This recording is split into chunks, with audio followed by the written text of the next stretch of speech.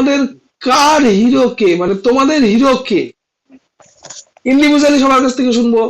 তা সবাই একটা একটা করে বলবে। তা বলার পরে হয়তো সুভাষচন্দ্রের নাম আসলো না বা কোনো আমাদের ন্যাশনাল হিরোর নাম আসলো না, সেখানে তখন হয়ে যাবে যে আপনার হিরোকে, আপনার হিরো হচ্ছে নেতাজি সুভাষচন্দ্র বোস। কেন না, ইংরেজদের যখন ফিডব্যাক নেওয়া হয়েছিল কেন আপনারা ইন্ডিয়া ছেড়ে যাচ্ছিলেন, তখন বলল তার একটাই কারণ, সেটা হচ্ছে এস বোস, মানে নেতাজি সুভাষচন্দ্র বোস হুম আতঙ্ক পয়দা করে দিয়েছিল ইংরেজদের দেশ ছেড়ে যাওয়ার জন্য। ঠিক আছে, তাইও হুম। তোমাদের আজকের টপিক হচ্ছে দা হিরো। এইভাবে যদি এইটাকে করেন না, তাহলে আমার মনে হয় বেটার হচ্ছে। বুঝতে পারলাম? হ্যাঁ স্যার।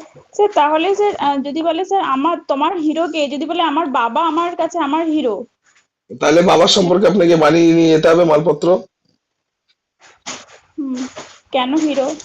কেন হিরো তো তারপর বানিয়ে নিয়ে যেতেই হবে, এটা তো স্বাভাবিক কথা।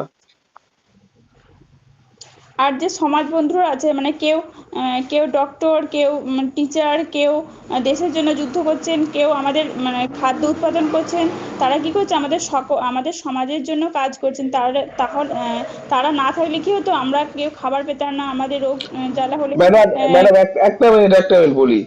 আপনি যেটা বলেছেন সেটা তো বলবেনই, এটা তো বলেছেন আমাকে একবার, আমি শুনেছি এটা।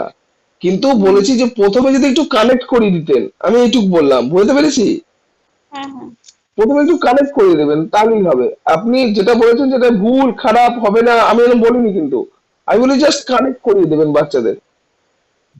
ঠিক আছে, মানে ওদের যখন অ্যাটেনশনটা নিয়ে নিলে আপনার ক্লাসটা আপনি আপ চলতে থাকবে। বুঝতে পারলাম? হুম। আচ্ছা। স্যার বলছিলাম যে স্যার এই টপিকগুলো পড়ানোর সময় শুধু সামারিটা বললে হবে না, ইংলিশটা রিডিংটা পড়তে হবে না, একটু। আপনি পড়াচ্ছেন কেন আমি এটা বুঝতে পারলাম না। না আমি ওই টপিকটা জানি না, না আপনি ওই টপিকটা আমাকে পড়াচ্ছেন শেখাচ্ছেন, আমি এটা বুঝতে পারলাম না যে আপনি ক্লাসে বই ধরে ধরে কেন যাচ্ছেন। স্যার আপনি আমি বলেন না বুঝলাম। বই ধরে, না না বই ধরে যে স্যার পড়ায় বা বই ধরে যে ম্যাডাম পড়ায়, সে ম্যাডাম ভালো পড়ায় না খারাপ পড়ায়, আপনি নিজে বলেন।